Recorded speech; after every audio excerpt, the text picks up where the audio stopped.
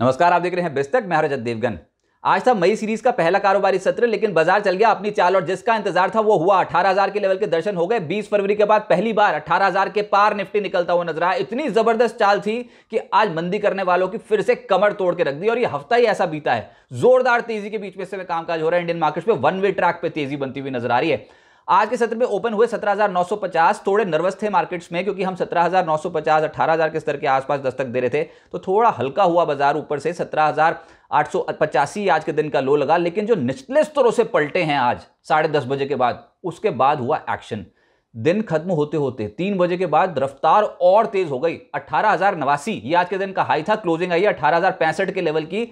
150 अंक बढ़कर निफ्टी ने क्लोज दिखाया। निफ्टी बैंक 233 अंक मजबूती के साथ बंद हुआ है 43,233 के लेवल पे, और सेंसेक्स 463 अंकों की मजबूती के साथ बंद हुआ 61,112 के स्तर पे। एडवांस डिक्लाइन 40 शेयर निफ्टी के हरे निशान में बंद हो गया। आज के सत्र में तेजी का बन रही थी, सोया हुआ हाथी चल गया। रिलायंस इंडस्ट्रीज 2%, उसने आज बाजार पे बहुत असर डाला है। इसके अलावा आईटीसी 2.5% चढ़ गया और यह रिकॉर्ड लेवल पे पहुंचा। एलएनटी, एसबीआई, कोटक जैसे स्टॉक्स चल गए। अगर आप निफ्टी के टॉप गेनर्स देखोगे तो आज नंबर आ गया अदानी एंटरप्राइजेस, अदानी पोर्ट्स का। अब बाजार को इंतजार है कि सुप्रीम कोर्ट ने जो कमेटी का गठन किया था वो क्या फाइंडिंग्स रखते हैं। जल्दी वो फाइंडिंग्स सामने आ जाएंगी, लेकिन उससे पहले अदानी एंटरप्राइजेस, अदानी पोर्ट्स 3%, 4% इस क्वांटम की खरीदारी थी। नेस्ले, विप्रो, ब्रिटानिया जैसे स्टॉक्स में आज के सत्र में एक्शन तेज था। और विप्रो पे तो खैर बायबैक की खबर है। 12,000 करोड़ रुपए का बायबैक अनाउंस कर रखा है। विप्रो को क्वेश्चन प्रोवाइड कर रहा था। इसके अलावा निफ्टी लूजर्स में एक्सिस बैंक नतीजों के बाद इस स्टॉक में 2.5% की करेक्शन देखने को मिली। टाइटन, नतीजे आने वाले अगले हफ्ते, हल्का हो गया। ओएनजीसी, जेएसडब्ल्यू स्टील, सिप्ला जैसे स्टॉक्स में प्रॉफिट बुकिंग देखने को मिली। एफएनओ गेनर्स में आज नंबर आया पीआई इंडस्ट्रीज का। सुबह से ही देख रहे थे, ये तूल पकड़े हुए था। क्लोजिंग बेसिस पे 10.5% की तेजी के साथ हुआ बंद। इंडस टावर्स 7% तेजी के साथ हुआ बंद। जोरदार तेजी शुरुआती सत्र से बन गई। जी लगभग 5.5% चढ़ा है। आरईसी लिमिटेड, लॉरस लैब्स 5% ज्यादा चढ़े हैं। अच्छा, एफएनओ गेनर्स की तो सूची बहुत लंबी हो गई आज के सत्र में क्योंकि बाजार ही ब्रेकआउट दे रहा था। तो सिंजीन 4%, कैनफिन होम्स, अदानी एंटरप्राइजेस, पीएनबी, एस्ट्रल लिमिटेड 3.5% से 4% चढ़ते हुए नजर आए। एफएनओ लूजर्स में श्रीराम फाइनेंस दिखाई देगा आपको, 5% गिर गया स्टॉक।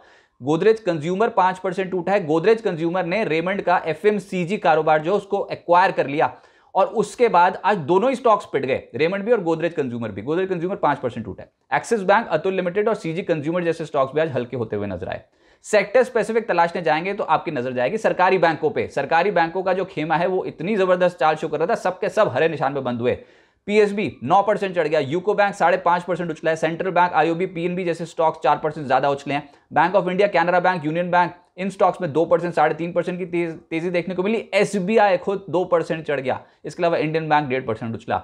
निफ्टी बैंक में जो तेज हो रहा था उसमें था आईडीएफसी फर्स्ट बैंक। रिजल्ट से पहले बाइंग देखने को मिले। पिछले कुछ दिनों से एक्टिव है स्टॉक, आज भी 4% के आसपास चढ़ा। पीएनबी, एयू बैंक, एसबीआई जैसे स्टॉक 2% से 4% उछले हैं। Bank of Baroda, Kotak bank, बंधन बैंक, ये कुछ ऐसे स्टॉक्स थे जो आज निफ्टी बैंक को सहारा दे रहे थे। फाइनेंशियल्स में आज आरईसी लिमिटेड लगभग 5.6% उछला है। पीएफसी 3% उछला है। IEX, HDFC life, Chola finance, ICICI pru, HDFC AMC, ये स्टॉक्स 2% से 2.5% के आसपास मजबूत हुए हैं। आईटी का जोर था। आईटी में निचले स्तरों से हम देख रहे हैं खरीदारी होती हुई, और आज परसिस्टेंट 3% उछला है। कोफोर्ज 3% उछला है। विप्रो, एलटीआईएम, एम्फेसिस 2% से ज्यादा उछले। विप्रो तो खैर 3.25% उछला है। Tech Mahindra, LNT technology services, HCL tech, इन स्टॉक्स में 1% से 2% की तेजी देखने को मिली। और हैवीवेट्स, टीसीएस और इन्फोसिस आधे फीसदी से 1% के आसपास चढ़ते हुए नजर आए। ऑटोज में अशोक लेलैंड का नंबर आ गया, 2.25% उछल गया। टीआई इंडिया लगभग 2% उछला है। हीरो मोटोकॉर्प, नतीजे आने वाले हैं अगले हफ्ते, 2% चढ़ गया। सोना कॉमस्टार, एमआरएफ जैसे स्टॉक्स में तेजी थी। Motherson, Sumi, Bosch, Eicher motors, Bharat forge, Maruti, इन स्टॉक्स में एक्शन तेजी की ओर था। लेकिन ऑटो नंबर्स अवेटेड हैं अगले हफ्ते। ऑटो नंबर्स पे नजर रहेगी जो कि अप्रैल महीने के रिपोर्ट होंगे। उसके बाद देखते हैं कि क्या यहां पर कंपनियां अच्छे नंबर्स रिपोर्ट करती हैं कि नहीं। एफएमसीजी का आज बोलबाला था। नेस्ले, ब्रिटानिया निफ्टी का हिस्सा है। ये तो निफ्टी के टॉप गेनर्स की सूची में आ गए। आज 2.5% से 3% ऊपर बंद हुए। आईटीसी ये कर रहा था कमाल, नए लेवल्स पे पहुंच गया ये स्टॉक और आज 2.5% की तेजी के साथ हुआ बंद। इमामी लिमिटेड, यूबीएल, मैकडॉवल जैसे स्टॉक्स में आज तेजी थी। जो नहीं चला, जहां गिरावट थी वो थे गोदरेज कंज्यूमर, 4.5% टूटा है आज एक्शन हुआ अदानी ग्रुप समूह के स्टॉक्स में। और फिर कह रहा हूं, सुप्रीम कोर्ट में जो भी फाइंडिंग्स पेश करेगी वो जो कमेटी का गठन हुआ है उसको एक बड़ा इंपैक्ट पड़ेगा अदानी ग्रुप स्टॉक्स में। उससे पहले खरीदारी हुई है, अब देखते हैं खरीदारी सस्टेनेबल होती है कि नहीं। लेकिन ये सुप्रीम कोर्ट का फैसला दशा और दिशा बदल देगा अदानी ग्रुप स्टॉक्स की। अदानी एंटरप्राइजेस लगभग 3.25% उछला है, अदानी पोर्ट्स 3% उछला है, सबके सब हरे निशान में थे। अंबुजा 2% ऊपर, एसीसी आधे फीसदी के गेंस के साथ बंद हुआ। अदानी विल्मर, अदानी पार जैसे स्टॉक्स में तेजी थी। अदानी विल्मर 2.5% चढ़ा, अदानी पार 5% अपर सर्किट। एनडीटीवी 4.5% उछला, अदानी टोटल गैस 3% उछला, अदानी ग्रीन 4% उछला और अदानी ट्रांसमिशन में 5% का अपर सर्किट लग गया। Mid cap gainers, mid cap में तो अब आएगा जोश, क्योंकि बाजार 18,000 के लेवल के ऊपर आया और मिड कैप का कैचअप होना भी बाकी है। तो मिड कैप गेनर्स में आज एडलवीज का नंबर आ गया, लगभग 16.5% उछला है। सीएट 11% उछल गया इसका शेयर। ईआईएच लिमिटेड लगभग 10% चढ़ा है। एचओईसी 9% उछला। Polyplex 7%, techno electric 7%, JNK bank, Arvind 7%। कितने समय से ये नाम नहीं सुने थे, एकदम से अच्छा जोमैटो इस स्टॉक में एकदम से तेजी देखने को मिली, आज 6.5% उछला और यहां पर तो 0.3% इक्विटी का भी सौदा हो गया। इसके अलावा Stovekraft, Nykaa, Texmaco rail, MRPL 5% से 6% के आसपास तेजी पकड़े हुए थे तमाम स्टॉक्स। तो अब मिड कैप्स में जमकर खरीदारी होगी अगर बाजार इन लेवल्स पे सस्टेन कर गया तो। इसके अलावा मिड कैप लूजर्स भी हैं, जिसमें एमएमटीसी 11% टूटा है, एप्कोटेक्स 7% ज्यादा टूटा है। रेमंड कंज्यूमर केयर का जो एफएमसीजी कारोबार है उसको गोदरेज कंज्यूमर ने एक्वायर कर लिया। रेमंड आज लगभग 8% के आसपास टूटा है। गोदरेज कंज्यूमर भी 4.5% टूटा है। आईओएल केमिकल, मिर्जा इंटरनेशनल, इन स्टॉक्स में 5% 6.5% की गिरावट देखने को मिली और सीएसबी बैंक लगभग 4.5% स्लिप हुआ है नतीजों के बाद।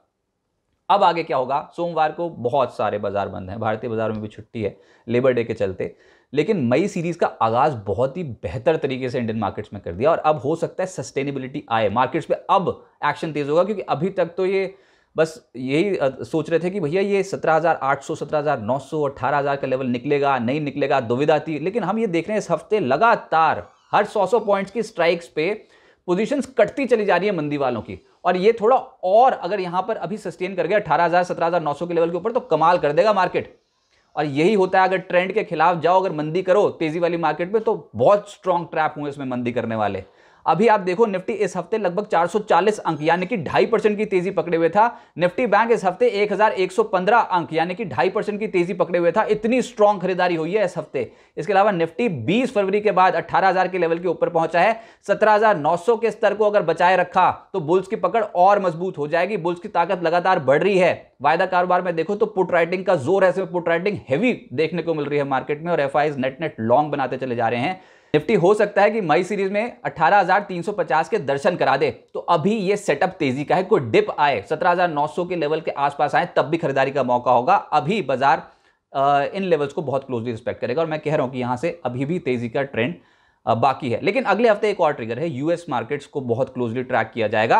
वहां पर 2 और 3 मई को एफओएमसी की पॉलिसी बैठक है। ब्याज दरें 0.25% बढ़ेगी ऐसा ज्यादातर जानकार मान के चल रहे हैं। लेकिन अगर ब्याज दरें ना बढ़ी यूएस में तो फिर तो करिश्माई चाल यूएस मार्केट में भी देखने को मिलेगी और इंडियन मार्केट्स में भी देखने को मिलेगी।